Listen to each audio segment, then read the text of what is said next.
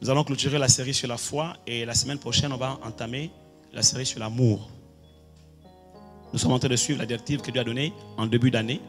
Depuis le 31 décembre 2018, à la porte de l'année 2019, Dieu nous a parlé. Il nous a donné, il nous a révélé les secrets, les clés qui font la force d'une vie ou encore d'une église. C'est quoi? La foi et l'amour. En fait, ces trois choses sont la foi, l'espérance et l'amour. Bien sûr, on a bien compris que l'espérance est incluse dans la foi. Même si effectivement, ici l'apôtre Paul parle aussi de l'espérance de notre salut. Donc, tout se résume en deux piliers essentiels, la foi et l'amour.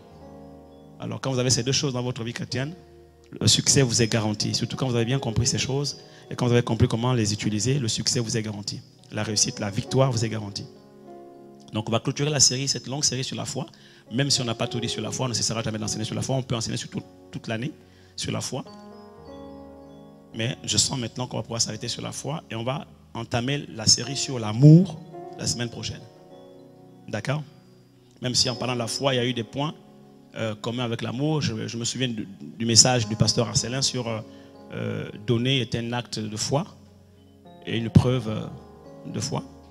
Mais donner aussi est une preuve d'amour, un acte d'amour. Donc vous comprenez que finalement, il y a des points communs entre la foi et l'amour. D'accord? Et puis la foi et l'amour se retrouvent dans le caractère de Christ, dans le fruit de l'esprit, puisque la foi et l'amour sont des traits de caractère de Christ. Vous comprenez que cela est une question de nature divine également. Alléluia. Prions le Seigneur un instant. Père Céleste, merci pour l'instant de ta parole. Tu as fait comme tu as voulu depuis ce début de culte et tu as conduit les choses comme tu as voulu. Maintenant, nous voulons recevoir une semence avant de partir. Ensemence nos cœurs, ensemence l'esprit de chacun ici par ta parole, afin que nous puissions partir avec une parole de vie qui va nous entretenir durant toute cette semaine. Au nom puissant de Jésus, nous avons ainsi prié. Amen. Amen, amen, amen, amen. Merci d'acclamer le Seigneur. Merci. Vous savez, parfois le prédicateur aimerait bien commencer à prêcher, mais chaque prédicateur a ses signes et ses points de contact avec le Saint-Esprit. Chaque prédicateur a ce qu'on appelle des points de connexion et de sensibilité spirituelle. D'accord? Quand on ne sent pas encore, moi c'est comme ça, quand je ne sens pas encore le truc là, il y a un truc. Il y a un truc que je dois sentir en fait.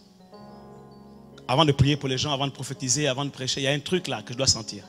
Quand je n'ai pas encore senti ce truc là, c'est compliqué, c'est difficile de démarrer en fait. Amen, amen. Je dis un truc parce que je ne sais pas comment le définir. Alléluia. Mais bon, vous me comprenez. Amen, amen.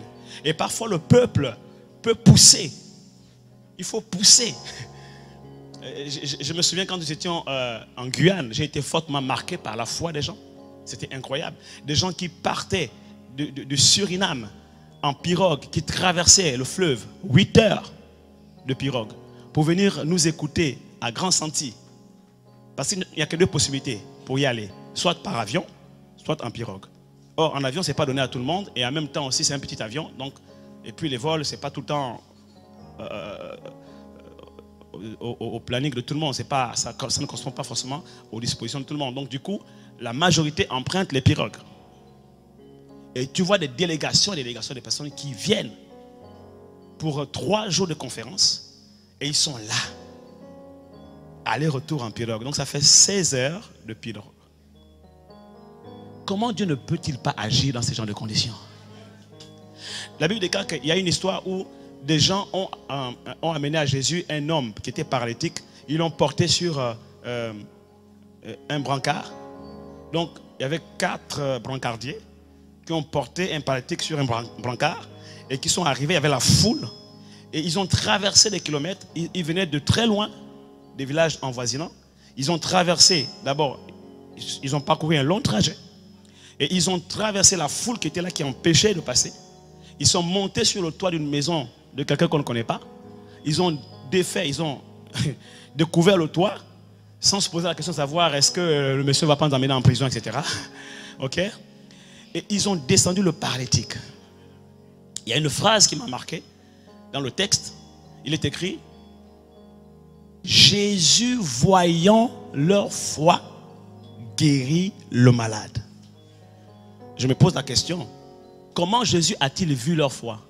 Est-ce que la foi est quelque chose de visible? Est-ce qu'on peut regarder quelqu'un et puis voir la foi dans la personne? Mais Jésus a vu la foi de ces personnes par rapport à tout ce qu'elles ont fait le trajet qu'elles ont parcouru, les risques qu'elles ont pris, les foules et les obstacles qu'elles ont franchis, et tous les risques de monter sur le toit, etc. En fait, j'ai dit, toutes les tracasseries, toutes les acrobaties, tout le mal et toute la peine que ces gens se sont donnés pour arriver jusqu'à Jésus. C'est tout cela qui a montré à Jésus que ces hommes-là avaient la foi. Alléluia. Ah, tu peux acclamer le Seigneur. Alléluia. Oui, tu peux acclamer Jésus. Alléluia. Et voyant leur foi, Jésus était obligé de guérir le malade. Parce que je me suis dit, mais c'est pas possible, c'est quand même décevant de laisser repartir ces gens comme ça après tout ce qu'ils ont fait. C'est pas possible. Pour moi, en tant que Dieu, en fait, ils ont touché le cœur de Dieu. Ils ont touché le cœur de Dieu. Comme mettre juste un petit peu de retour vers ici, pour pas que tu n'aies pas besoin de crier. Il a été touché. Jésus a été touché. Et là-bas, en Amérique du Sud, là, au Suriname, en Guyane, il fallait voir les gens. Ils sont là, quand on dit 19h, ils sont là déjà même à 18h40, 45. La salle est déjà pleine. Waouh! Et tenez-vous bien, hein, ce sont des blacks. Hein.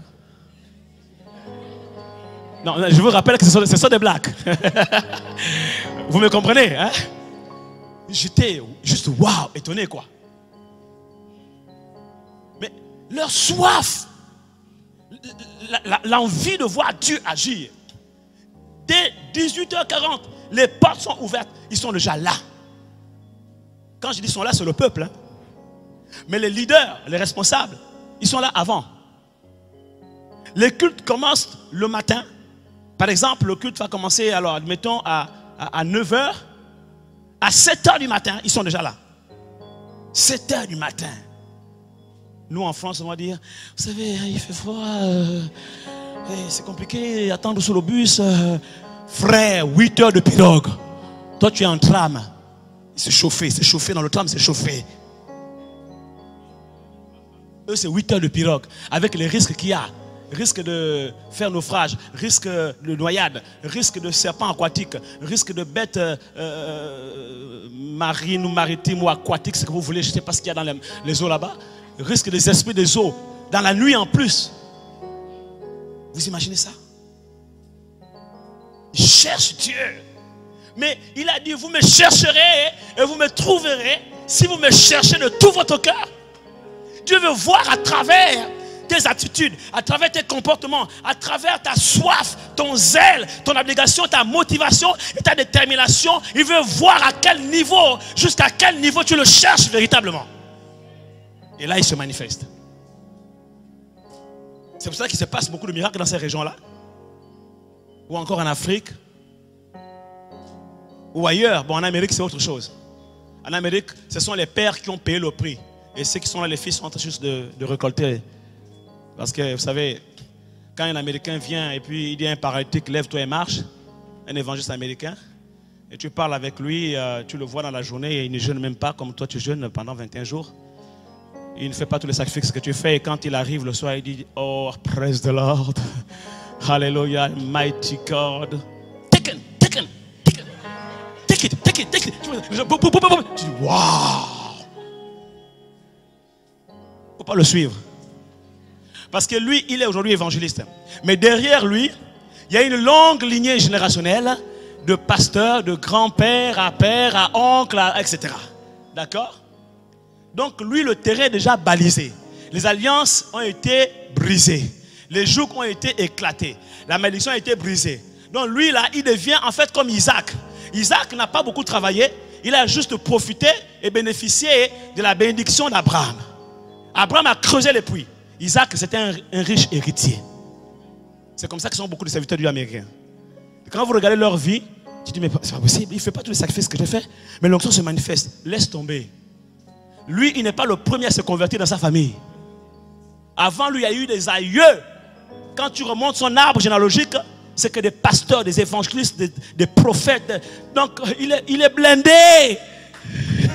Quelqu'un ici acclame le Seigneur. Alléluia. Non, je t'assure, le gars est blindé. Mais nous autres, on est nés dans un fin fond d'un village en Afrique où nos grands-parents ont adoré les idoles, les dieux, donc les marabouts et autres, toute la sorcellerie.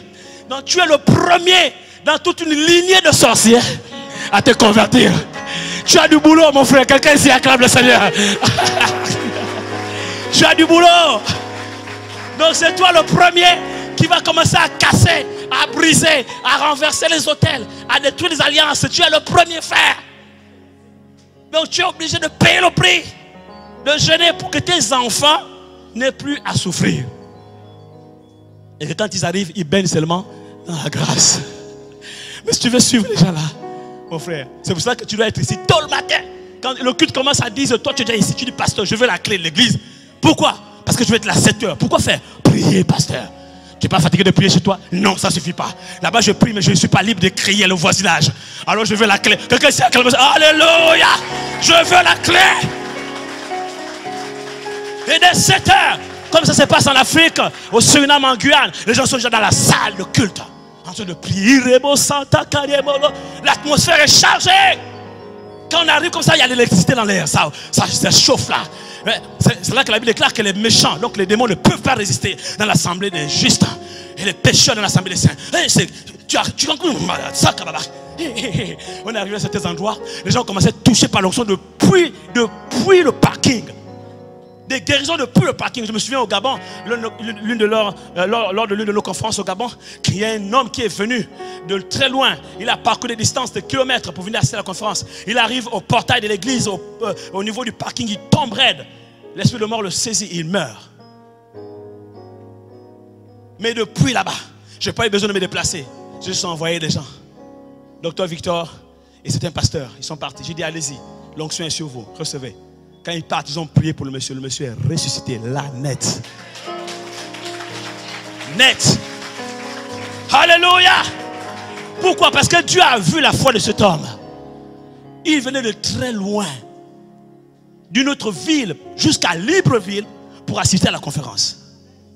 Nous ici en France, tu habites à 30 minutes de l'église. Pasteur, c'est trop loin l'église. Hein? Quand tu es à Talence, c'était encore mieux, mais là... vraiment là, je suis trop loin de l'église. 30 minutes, 45 minutes, 1 heure de temps, c'est loin pour vous. Il y en a qui parcourent des kilomètres. Il y a une sœur qui m'a dit qu'elle fait 3 heures aller, 3 heures retour pour aller à l'église. Elle habite Paris. Donc elle est loin de Paris et son église est à Paris. Donc elle parcourt 3 heures pour aller à l'église. Comment Dieu ne peut-il pas agir dans la vie d'une telle personne? Quelqu'un me comprend ici? Pourquoi? Parce qu'il voit la soif. Et nous ici, on a tout. Une église chauffée quand c'est l'hiver, climatisée quand c'est l'été. Attention, équipe logistique. Il ne faut surtout pas que vous loupez un moindre détail. Lorsqu'il fait chaud, la clim doit être sans reproche. Distillée dans toute l'atmosphère, afin que nous puissions suivre le message et louer le Seigneur dans le meilleur confort d'écoute. S'il y a une panne, on regarde le président de l'association. Qu'est-ce qui se passe? Il y a un problème dans les caisses? Quelqu'un me comprend ici? On a tout le confort. On a la sécurité sociale. On a la CAF. On a les astédiques. Les autres là-bas, ils n'ont pas ça. Pour avoir un bol de riz, ils doivent prier chaque jour. C'est à chaque jour suffit sa peine. Donc, ils doivent apprendre à dépendre de Dieu chaque jour. Comment Dieu ne peut-il pas agir? En fait, ils vivent par la foi au jour le jour. Toi, quand tu donnes à ton fils 20 €, l'argent de poche, 20 € là, peut nourrir toute une famille durant 2 semaines ailleurs. C'est pour ça que je t'encourage à même soutenir les œuvres missionnaires. Il faut parrainer des enfants. Parraine des enfants quelque part. À défaut d'adopter, parraine. Envoie 5 € par mois, 10 € par mois. Les 10 € que tu mets dans la cigarette par jour. Là. Oui, j'ai prié pour quelqu'un qui a été délivré de la cigarette là. Il m'a dit pasteur, parce qu'en plus c'était juste une parole. Hein. Pendant qu'il parlait, il venait me parler d'autre chose et puis l'esprit ouvre mes yeux. Et pendant qu'il parle, je vois 12 ans. 12 ans, je me dis, mais qu'est-ce qui s'est passé à 12 ans dans sa vie? 12 ans c'est quoi? Le Saint-Esprit me dit à l'âge de 12 ans. Depuis l'âge de 12 ans, il a commencé à fumer. Et jusqu'à présent, il est lié par la cigarette. Alors je stoppe, je dis, l'Esprit de Dieu me parle sur toi. Ainsi parle l'Éternel. Depuis l'âge de 12 ans, tu as été lié par la cigarette et c'est devenu une dépendance totale pour toi. C'est un vice. À l'instant, tu reçois la délivrance au nom puissant de Jésus. Le monsieur a été littéralement libéré et délivré instantanément au nom de Jésus. Et je le dis désormais, quand tu prendras la cigarette que tu mets dans ta bouche, écoute-moi bien, cette cigarette aura un goût de paille et tu ne pourras plus jamais fumer. Il a résisté pendant 2 semaines, goût de paille. Premier jour, goût de paille. Deuxième jour, première semaine, goût de paille. Deuxième semaine, goût de paille. Il a dit, Seigneur, je m'incline. Quelqu'un ici acclame le Seigneur. Alléluia. Et je lui ai posé la question. Depuis 12 ans, il dit, depuis 12 ans, pasteur, j'étais arrivé à un niveau où je fumais jusqu'à 3 paquets de cigarettes par jour. Je dis, c'est pas possible. Je ne sais pas ce qu'ils ont fumé, est-ce que c'est possible? Ah, donc je vous crois. 3 paquets de cigarettes par jour. Et un paquet coûte combien? Un paquet, en moyenne, 8,20 €. Là, c'est en Espagne. Non, parce qu'il y en a qui ont trouvé, ils ont même découvert des circuits moins chers. C'est en France ou en Espagne, là? En France? Là, c'est en Espagne. Mais je veux le tarif français, 8,20 €. Combien? 8,60 €. Qui dit mieux? Combien? 10 €. Combien disent 10 €? Bon, on prend en moyenne 10 €. 10 € multiplié par 3 paquets par jour. Ça fait combien? 30 € par jour. Oui, par jour. Oui. Il m'a dit par jour. Et j'ai vérifié, c'est possible que quelqu'un fume 3 paquets par jour. C'est ce que vous m'avez dit, non? Donc on va faire le ratio. Il est très simple. Donc tu as 30 € par jour, multiplié par 7 jours dans la semaine. Ça fait combien? 3 fois 7, 21. Ça fait 210 par semaine. Tu multiplies par 4 semaines. Ça fait combien? Combien? 840. Pardon. On veut construire l'église. Amen. Amen. Oh, quelqu'un ici acclame le Seigneur. Alléluia. Nous, on a besoin de cet argent pour construire l'église. Viens, s'il te plaît. Si tu as un problème, je vais prier pour toi. Je vais jeûner. Je vais supplier Dieu pour que tu sois libéré. Pour que le budget là, ce budget qui était alloué à la cigarette, soit simplement transféré. Et en plus, tu vas gagner. Pourquoi? Parce que tu vas investir. Tu vas épargner de l'argent dans le royaume. Là où tu dépensais, cet argent va te rapporter des intérêts dans le ciel. Acclame le Seigneur. Alléluia.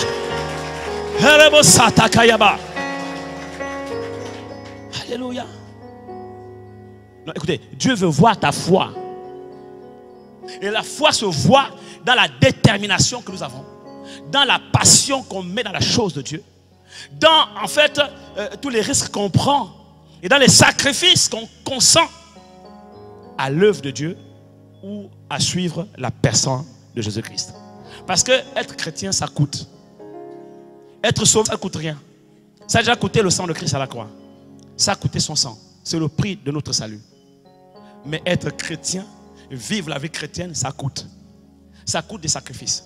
Ça coûte des investissements. En fait, voir la manifestation de la puissance de Dieu à travers l'Église, par le Saint-Esprit, ça coûte. Et nous devons payer le prix pour voir la gloire de Dieu. Et ça, c'est l'expression de notre foi qui va déterminer ça, en fait. C'est le niveau de notre foi qui va déterminer cela. Voilà pourquoi ailleurs, il y a des choses qui se passent et qui ne se passent pas en France. En France, on a trop le confort. Ma dimension prophétique, elle se déploie en France, c'est vrai. Je vois des choses qui se passent, Dieu m'utilise en France. Mais je vous assure, ailleurs, c'est 2 fois, 3 fois plus. En fait, vous êtes déjà trop habitué à moi. Hein? Ouais, oh, c'est le pépé. Oh, c'est papa. Oh, c'est le pasteur. Oh, il y en a qui te tapent mal l'épaule. Pépé. Ça va, pépé, alors? Voyez-vous? Vous avez commencé à vous familiariser avec l'onction. Et vous êtes dans tel confort. Vous savez, hein, même si le pasteur est ton ami, même si le pasteur est quelqu'un de proche que tu connais très bien, il faut que tu demandes à Dieu la grâce de t'apprendre à faire la part des choses. Savoir quand c'est papa, d'accord? Et quand est-ce qu'il faut rigoler avec lui en tant que papa? Ok? Quand c'est chéri. Ok?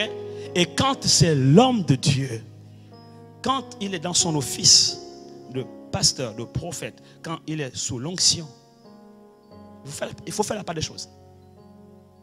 Dieu, c'est pareil. En fait, Dieu a plusieurs noms. Pourquoi? Parce qu'il se révèle à nous de plusieurs manières, sous plusieurs facettes. D'accord? Parfois, il est notre Père.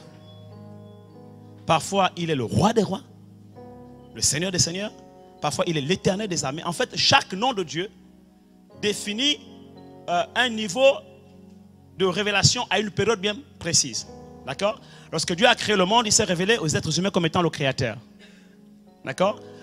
Là, c'était la dispensation adamique. Et dans la dispensation noétique, sous Noé, Dieu s'est révélé aux êtres humains comme étant le sauveur. Celui qui sauve son peuple à travers les eaux du déluge. Il purifie la nation à travers. Et puis, plus tard, je passe ces époques en fait. Sous le règne d'Abraham, donc le règne abrahamique, Dieu s'est révélé comme étant Jéhovah Jireh, le Dieu de la provision surnaturelle. Quelqu'un me comprend ici?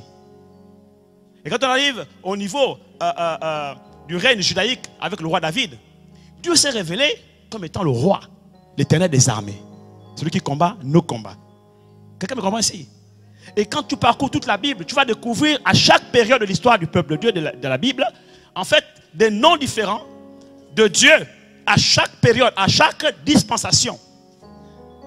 Ça veut dire qu'en fait, à chaque période, Dieu s'est révélé à son peuple sous un nom. Et Dieu attendait de son peuple une attitude de comment ils doivent s'approcher de lui. Et quand on arrive dans le Nouveau Testament, il est le Dieu de la grâce, d'accord? Mais il est également le Dieu que nous devons craindre. Parce que le même Dieu qui agit dans la grâce, c'est le même Dieu qui a fait tomber Ananias et Saphira. Quelqu'un me comprend ici? Donc on doit savoir s'approcher de Dieu en fait, en fonction des noms qu'il porte et en fonction des moments de la vie.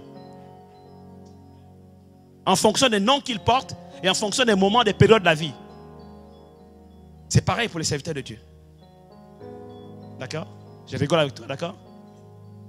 Mais il y a des moments, même mon épouse elle sait. Hein. Elle sait que là, il y a des moments, il ne faut même pas me regarder, il ne faut même pas m'adresser la parole. Parce que là, je ne suis plus revêtu des habits que tu me vois, je suis revêtu d'un autre manteau. Là, ce n'est plus moi, là, c'est Dieu qui est sur moi, l'Esprit de Dieu est sur moi, il faut faire très attention. Ça peut se passer ici dans l'église comme ailleurs, même à la maison. Et les moments, je suis sous l'onction. Elle sent que là, il ne faut pas le toucher. Quelqu'un me comprend ici? C'est très important. C'est tout ça qui fait que dans l'église, Dieu va agir. Ici en France, non. Mais on va vous enseigner. On va encore vous enseigner. Parce que ce qui s'est passé dans l'église primitive, les miracles et les prodiges, ont été le fruit de l'expression de leur foi. Mais une foi, pas une foi tiède, comme celle qu'on voit ici en Europe, mais une foi vivante et fervente. Et on va vous amener à vivre cette foi. C'est pourquoi on vous a enseigné sur la foi durant tout ce temps. Et je vais clôturer rapidement aujourd'hui. J'ai juste un texte à vous lire. Dans Galates chapitre 2, verset 20, j'ai dit des choses que je n'ai pas prévu dire. Je vais conclure parce que, vous savez, c'est comme ça les prophètes. Hein.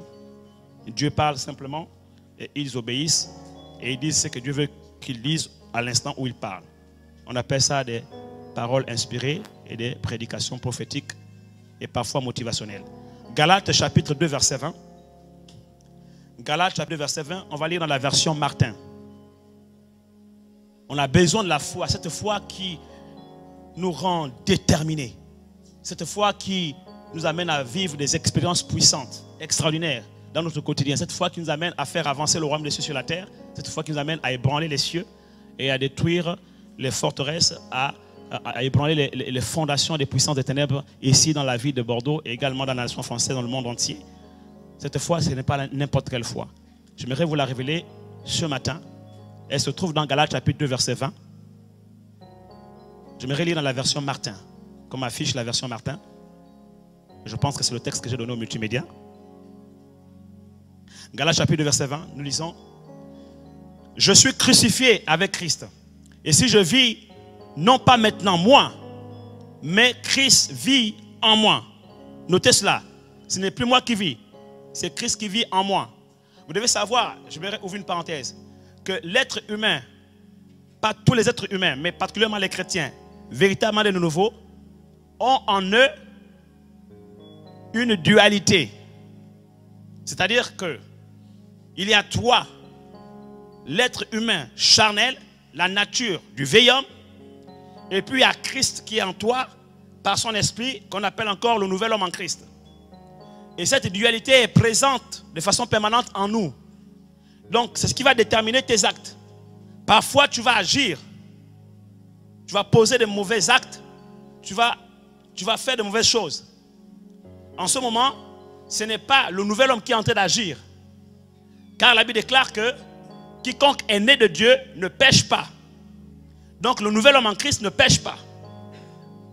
Vous comprenez cela? Par contre, quand tu pêches, c'est le vieil homme qui est en toi qui pêche. Vous me suivez? Et quand tu agis bien, c'est le nouvel homme en toi qui agit bien. Donc il y a deux natures en nous. Voilà pourquoi un chrétien peut encore pécher. Mais quand tu pêches, ce n'est pas toi le chrétien, c'est-à-dire le nouvel homme en Christ qui est en toi. Ce n'est pas toi le chrétien. Parce que celui qui est en toi, le nouvel homme, il est né de Dieu. La Bible déclare qu'il ne pêche pas. Donc c'est le vieil homme qui est encore en toi qui pêche. Et l'apôtre Paul explique si bien. Il dit, le mal que je ne veux pas faire, c'est ça que je fais. Et le bien que je veux faire, je n'arrive pas à le faire. Et je sens donc en moi comme deux forces qui agissent. L'une qui me pousse à faire le mal que je ne veux pas. Et l'autre qui me pousse à faire le bien que j'aspire à faire. Maintenant la question est celle-ci. Entre la force qui te pousse à faire le bien et la force qui te pousse à faire le mal, quelle est la force qui va gagner, qui va prendre le dessus sur l'autre? Naturellement, on est tenté en tant que chrétien à dire c'est la force qui me pousse à faire le bien parce que c'est le nouvel homme en Christ qui est né par le Saint-Esprit. Donc l'Esprit en moi, c'est lui qui va me permettre d'agir comme Dieu veut que je puisse agir. Donc c'est lui qui va prendre le dessus. Logiquement, c'est ça. Mais en réalité, ce n'est pas ça. La réponse est simple. C'est le plus fort qui gagne. Qui est le plus fort? Ce n'est pas forcément le nouvel homme en Christ. Parce que parfois, le nouvel homme en Christ, il est bébé spirituel. Il vient de naître de nouveau. Il est encore au lait. Il n'est pas encore assez fort pour résister au vieil homme et aux tendances de ce monde. D'où l'importance de le nourrir correctement par la parole, par la prière, et qu'il devienne fort et robuste pour résister au vieil homme, au désir de la chair. Mais aussi longtemps que le nouvel homme se trouve faible vis-à-vis du vieil homme, le vieil homme dominera sur le nouvel homme en Christ, même si ce n'est pas la logique en fait. Vous me comprenez? C'est pour cela que l'apôtre Paul va dire, si je pêche, ce n'est plus moi qui le fais, mais c'est le péché qui habite en moi. C'est-à-dire, c'est le vieil homme qui est en moi qui le fait. Vous comprenez cela? Est-ce que quelqu'un comprend quelque chose ici? Acclame le Seigneur. Alléluia. Alléluia. Vous savez, votre attitude de réceptivité et l'expression de cette réceptivité, autant pour moi, votre expression de réceptivité et d'écoute encourage et motive le prédicateur et le pousse à aller plus loin. Il faut pousser le prédicateur, il faut le pousser. Vous pouvez me pousser. Faites juste attention. Alléluia. Hein? Et pousse, accélère, pasteur, pousse. Mais s'il te plaît, ne me pousse pas trop fort non plus. De peur que je ne tombe. Quelqu'un ici acclame le Seigneur. Alléluia. Alléluia. Donc c'est pourquoi il dit ici qu'en fait ce n'est plus moi qui vis, mais c'est Christ qui vit en moi. Donc on arrive à un niveau où en fait ce n'est plus nous qui vivons, mais c'est Christ qui vit en nous. Et quand on arrive à ce niveau-là, dont a parlé l'évangéliste Jean lorsqu'il dit il faut que je disparaisse et que lui apparaisse, il faut que je diminue et que Christ croisse. D'accord? Il faut que je m'efface et que lui prenne surface. Ok? Alors en ce moment on arrive au point où nous pouvons dire ce n'est plus moi qui vis, mais c'est Christ qui vit en moi et à travers moi. D'accord? Et à ce niveau-là, il dit et ce que je vis maintenant en la chair, je le vis en la foi. Alléluia. Ce que je vis maintenant dans ma chair, dans mon corps, je le vis en la foi du Fils de Dieu. D'autres versions disent au Fils de Dieu. Voilà pourquoi j'ai préféré la version Martin. Qui dit dans la foi du Fils de Dieu. C'est quoi la foi du Fils de Dieu? Mais qui est Fils de Dieu d'abord? Mais avant d'aller loin, comme on dit, avant d'aller loin, de parler de Jésus. On sait que Jésus est le Fils de Dieu. Et nous y reviendrons. Qui est le Fils de Dieu dans cette salle? C'est toi. Alléluia. Tu es le Fils de Dieu.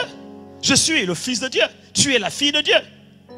Donc si tu vis dans la foi, tu dois vivre dans la foi du Fils de Dieu. C'est-à-dire qu'en fait, il y a une foi qui est à toi.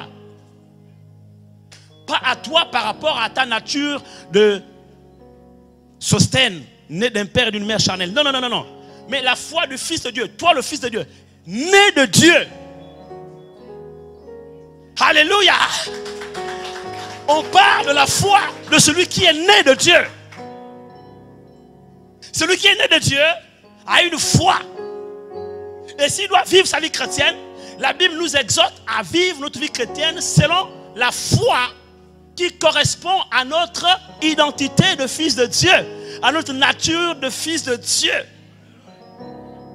Cette foi est différente de la foi des êtres humains et du commun des mortels sur la terre. La Bible déclare que tout le monde croit qu'il y a un Dieu. Le diable aussi croit qu'il y a un Dieu. Donc tous les êtres humains ont une mesure de foi. Mais cette foi-là, elle est naturelle. Remarquez aussi que quiconque a la foi, même naturelle, est capable de déplacer des montagnes. D'accord?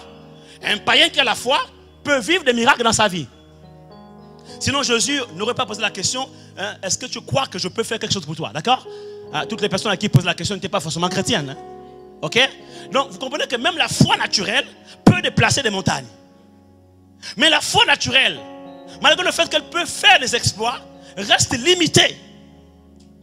Pourquoi? Parce qu'elle relève de la nature humaine. Elle est en proie aux faiblesses et aux limites. Par contre, la Bible nous parle d'un autre type de foi. La foi du Fils de Dieu. Cette foi-là, qui n'est pas née de la nature humaine, qui n'est pas le résultat ou le fruit d'un ensemble de confessions positives, motivationnelles, qu'on a apprises dans les techniques de développement personnel, des sciences humaines. Non. Une foi qui est née de Dieu. Comment est-elle née de Dieu? La Bible déclare que ce qui est né de Dieu triomphe du monde. Et la victoire qui triomphe du monde, c'est notre foi. 1 Jean 5, 4. Tout ce qui est né de Dieu triomphe du monde.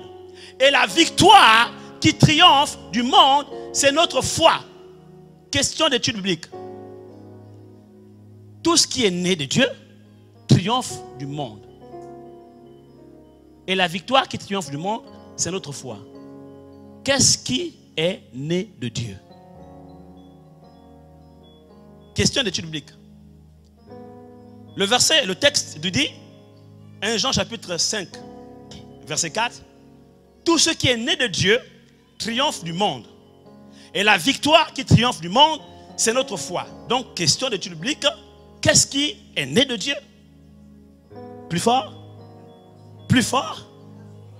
La foi. Il dit, ce qui est né de Dieu triomphe du monde. Et la victoire qui triomphe du monde, c'est notre foi. On appelle ça étude de texte. Qu'est-ce qui est né de Dieu? La foi. La foi qui triomphe du monde est née de Dieu. Maintenant, on avance. Si je suis né de Dieu et que la foi qui triomphe du monde est née de Dieu, donc quelle est la foi du Fils de Dieu? C'est celle qui est née de Dieu. Il est question ici de nature. Je suis né de Dieu. La foi qui triomphe du monde est née de Dieu. On est tous les deux nés de Dieu. On a la même nature. Donc la foi du Fils de Dieu est celle-là qui triomphe du monde. Et c'est pourquoi Dieu la donne au Fils de Dieu. Alléluia! Je suis venu t'annoncer ce matin qu'il y a une mesure de foi qui est dans ton cœur, que tu ne soupçonnes même pas depuis que tu es né de nouveau. Et je vais te la révéler ce matin. Il y a en toi une mesure de foi, une sorte de foi qui est née de Dieu. Et ce type de foi triomphe toujours du monde et triomphe toujours des démons, triomphe des sorciers, triomphe de la maladie, triomphe de l'oppression, triomphe de l'échec, triomphe des blocages, triomphe des œuvres des ténèbres, triomphe des puissants des ténèbres, triomphe des dominations, des autorités, des principautés et de toutes les puissances des ténèbres. C'est pourquoi Jésus a dit, je voyais Satan tomber du ciel comme un éclair. Voici, je vous ai donné le pouvoir de marcher sur les serpents, sur les scorpions et sur toute la puissance de l'ennemi, et rien ne pourra vous nuire. Rien ne pourra vous nuire. Pourquoi? Parce qu'en vous, il y a une semence de foi qui triomphe toujours. Quelqu'un ici acclame le Seigneur. Alléluia. Oh mandasa katarebo ici. Il y a en toi une semence de la foi qui est née de Dieu. Et c'est cette foi qui te donne l'autorité et la puissance de triompher du monde, de triompher des démons, de triompher des sorciers, de triompher des circonstances difficiles, de triompher des épreuves. Parce que tu es né de Dieu, tu as reçu une mesure de foi, une semence de foi divine qui est née de Dieu. Et cette foi, elle est née de Dieu, elle porte la nature de Dieu. Laisse-moi te dire ça autrement. Je vais t'expliquer ça autrement. La foi qui est en toi, elle est née de Dieu. Elle est de la nature de Dieu. En fait, elle porte en elle l'ADN de Dieu. Waouh, waouh, waouh. L'ADN, c'est ta carte génétique. À l'intérieur sont inscrites toutes les informations qui concernent ta génétique, tes traits de caractère, ta personnalité, ton identité. Quelqu'un me comprend ici? Voilà pourquoi quand on parle du caractère de Christ, le fruit de l'esprit, dans le fruit de l'esprit, on cite aussi la foi, la fidélité. D'autres versions disent, particulièrement la version grecque dit la foi. Et j'aime bien la traduction anglaise qui parle de faithful. Ok? Faith, la foi. My God. Ça fait partie de tes traits de caractère. Ça fait partie de ta nature, de ton identité. C'est ce qui bâtit ton autorité spirituelle. La foi qui est née de Dieu. C'est ça la foi du Fils de Dieu. Maintenant, quand elle est en toi, elle ne vient pas en toi plus tard. Elle vient en toi le jour où tu es né de nouveau. Elle vient en toi. Parce qu'elle vient avec la nouvelle nature. Elle est dans la nature. Elle est une composante de la nouvelle création. Elle est une composante de la nature du nouvel homme en Christ qui est en toi. Quand on voit le vieil homme, on met le vieil homme à côté, on décrit ses traits de personnalité et de caractère. On voit le vieil homme, l'apôtre Paul dit voilà, ses œuvres c'est quoi?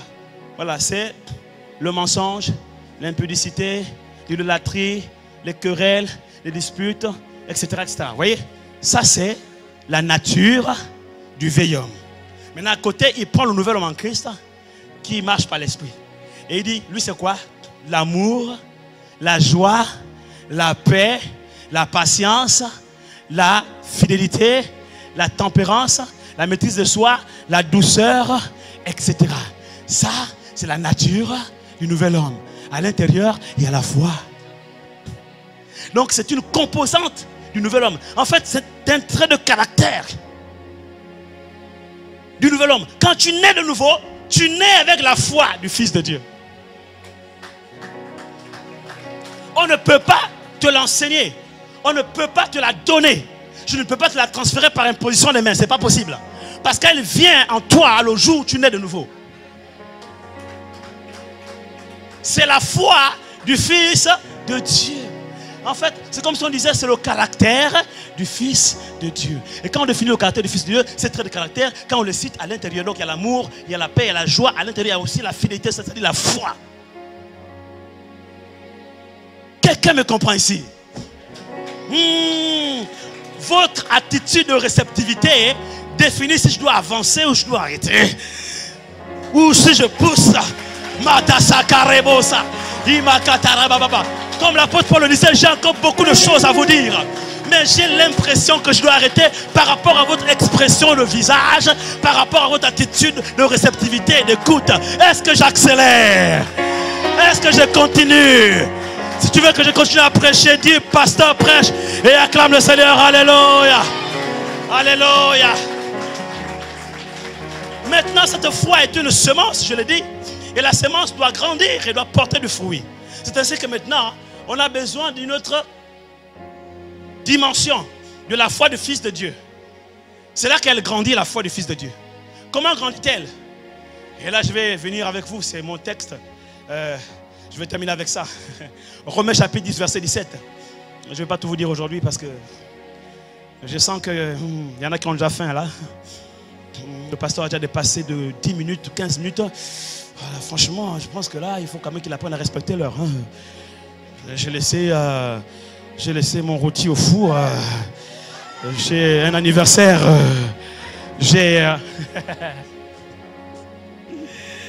Acclame la parole de Dieu, acclame la parole de Dieu, acclame la parole de Dieu. Alléluia. Écoutez, donc j'ai reçu la semence de la foi du Fils de Dieu, elle est en moi. D'accord? J'ai compris que le païen qui n'a pas Jésus-Christ est capable de faire des miracles rien qu'avec la foi naturelle. Imagine maintenant la foi du Fils de Dieu. D'accord? Maintenant que j'ai compris cela, je comprends qu'en fait, j'ai ça en moi. Et comme je l'ai en moi, cette foi-là, elle est née de Dieu, elle triomphe du monde. Le monde, c'est tout ce qu'il y a dans le monde, et le prince de ce monde est le royaume des puissances des ténèbres dans ce monde. Ça veut dire que le diable est même incapable de tuer ne serait-ce qu'un seul petit bébé nouvellement né en Christ. My God! À cause de la petite foi qui est en lui. Bébé! Bébé! Le diable ne peut pas le toucher. Pourquoi? Parce que la foi qui est en lui triomphe du monde. Écoutez, il n'est pas dit que c'est nous qui triomphons du monde. Quelqu'un me comprend ici? Il n'est pas dit que c'est nous, parce que nous, on est limités, nous on a des faiblesses. Nous on n'est pas capables, on ne peut pas faire face à Satan et aux démons. On ne peut rien. D'accord? On a donné à Satan l'autorité à Éden, et la Bible déclare que l'on est esclave de ce qui a triomphé de nous. Depuis ce jour, le diable a le dessus sur l'être humain. Donc l'être humain, avec sa petite foi naturelle, ne peut rien faire contre le diable et les puissants des ténèbres comme les sorciers. On ne peut rien. Mais quand nous naissons de nouveau, ce n'est plus nous qui vivons. C'est Christ qui vit en nous. Et la foi qui est à l'intérieur, c'est la foi de Christ. Donc du Fils de Dieu. Elle est née de Dieu. Et cette foi-là, me dit la Bible, elle triomphe du monde. L'apôtre Paul, dans Éphésiens, dit que c'est un bouclier. La foi est un bouclier. Ça veut dire quoi? Quand les sorciers arrivent, ils regardent le bébé, il est né de nouveau hier. Donc il n'a qu'un jour de conversion en Christ. C'est son âge. Son âge spirituel, c'est un jour en Christ. Donc, comme il est né déjà en Christ, la foi du Fils de Dieu aussi est née en lui. Maintenant, le diable arrive pour l'attaquer. Quand il s'approche du bébé spirituel né en Christ, hier, comme on dit, il veut avancer, il ne peut pas. Il ne peut plus lui faire les mêmes choses qu'il faisait avant. Avant, il avait le droit, parce que lui, il n'était pas encore en Christ. Et donc, il passait par les liens d'hérédité, les alliances étrangères que les parents tissaient depuis les aïeux, les générations, etc. Donc, il avait des droits et des voies par lesquelles il passait pour atteindre ce bébé-là. Maintenant qu'il est né de nouveau, nouvellement né en Christ, bébé spirituel, le diable ne peut plus l'approcher. Pourquoi? Parce qu'autour de lui, il y a une haie de protection spirituelle. Il y a une barrière de protection spirituelle. Il y a un bouclier. Et ce bouclier, c'est le bouclier de la foi.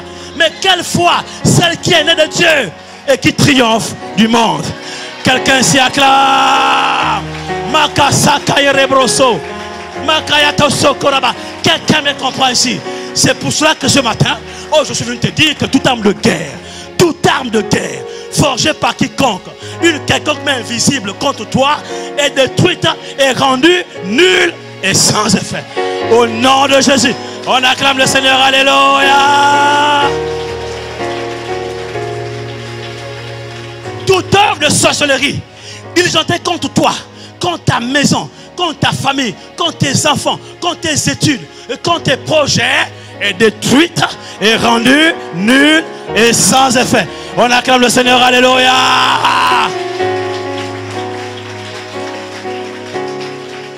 Laissez-moi encore vous expliquer ça autrement. Quand le diable envoie des malédictions, les sorciers envoient des malédictions par exemple sur la vie de quelqu'un, dans le monde spirituel, comment ça se passe? La Bible nous l'explique. La Bible dit que le diable envoie des traits enflammés. Donc ce sont des flèches qui sont envoyées. Vous m'écoutez? Une mauvaise parole, un sortilège, une malédiction quelconque, des incantations, tout ce qui est fait contre toi, contre ta personne, contre ta maison, contre tes enfants, ce ne sont pas des êtres physiques qui viennent faire des choses. Mais en fait, ça se passe dans le monde spirituel et ils envoient en fait des flèches. Voilà pourquoi ça peut agir à distance. La personne est par exemple au Canada, elle envoie un sortilège, une flèche pour atteindre quelqu'un qui est en France. Ce sont des flèches. Et sur le plan spirituel, c'est comme ça. C'est des flèches qui sont envoyées.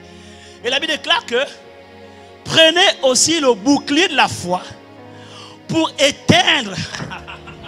Oh! Alléluia! Le bouclier de la foi pour éteindre tous les traits enflammés de l'ennemi. Ça veut dire que la foi du Fils de Dieu est un bouclier qui protège le Fils de Dieu dans son armure et qui arrête tous les traits enflammés de l'ennemi. Tous les traits enflammés des sorciers. Tous les traits enflammés de tes détracteurs. Tous les traits enflammés de tout ce qui te veut du mal et qui conspire contre toi la nuit comme le jour. Je déclare que tous ces traits enflammés buteront, rencontreront le bouclier de la foi et seront brisés, vont s'éteindre là net. Parce que ce bouclier de la foi est la foi du Fils de Dieu. Et la foi du Fils de Dieu est née de Dieu. Et ce qui est né de Dieu triomphe du monde. Alléluia.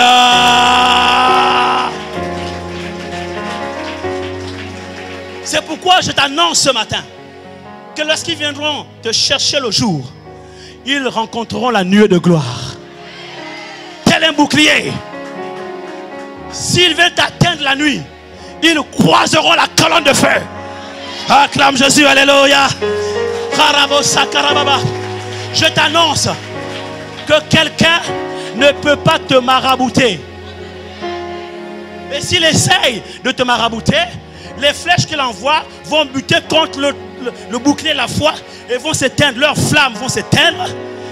Et au pire, quand Dieu veut leur montrer que il est Dieu, le redoutable, le terrible, non seulement les traits enflammés vont buter contre le bouclier, mais Dieu est capable de renvoyer. Ah! Je prophétise retour à l'envoyeur. Quelqu'un dise retour à l'envoyeur. Retour à l'envoyeur. Et toute âme de guerre diligentée contre ta vie, contre ta maison, contre ton foyer sont sans effet. Je sens une mélodie qui monte en moi.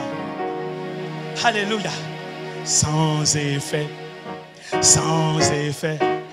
Sans effet. Hey, hey. Sans effet. Alléluia. Sans effet. Les malédictions. Sans les traits enflammés. Sans effet. La sorcellerie. Sans effet. Sans effet. Oh, sans effet. Sans effet. Sans effet. Oh, sans effet. Sans effet. Toute arme de guerre forgée contre moi restera sans effet. Oh, sans effet. Oh, sans effet. Oh, sans effet. Sans effet. Sans effet. Sans effet. La sorcellerie, les marabouts, les sorciers, les bouddhas, sans effet. Les malédictions, maladies, l'échec. Oh, sans effet. Sans effet. Comme ça. Sans effet. Sans effet. Comme ça. Sans effet. Sans effet. Ah! Sans effet. Sans effet. Sans effet. Dis-le, dis-le, dis-le, dis-le. Confesse. Sans effet. Sans effet. Annule les alliances étrangères, les malédictions héréditaires, générationnelles, les sorciers, les marabouts, les sortilèges. Oh, sans effet. Oh, sans effet. Sans effet. Sans effet. Sans effet. L'oppression, malédiction, dépression, les mauvaises pensées, tout ce qui est envoyé contre moi restera sans effet. Oh, sans effet. Sans effet. Sans effet. Sans effet. Sans effet. Et tu prends le bouclier de la foi du Fils de Dieu, et tu le places comme ça. Sans effet.